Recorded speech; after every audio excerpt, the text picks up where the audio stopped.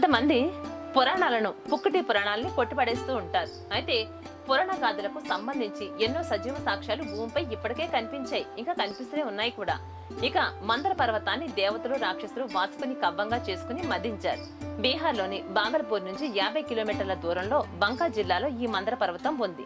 దీన్ని మందరాచల పర్వతం అని కూడా పిలుస్తారు. ఇక మందర శిఖరం 800 అడుగుల ఎత్తు ఉంటుంది. ఇక సముద్ర మదనం సమయంలో మొదటగా హాలహలం ఉద్భవించిన విషయం మనందరికీ తెలిసిందే.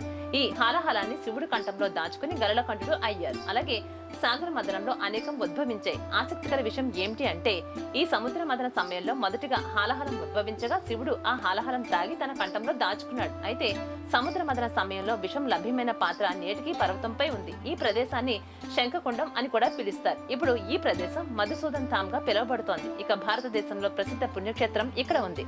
ఇక్కడ ఓ సరస్సు కూడా ఉంది. పర్వతం కింద తూర్పు వైపు ఉన్నటువంటి ఈ సరస్సు పేరు పాపహార్.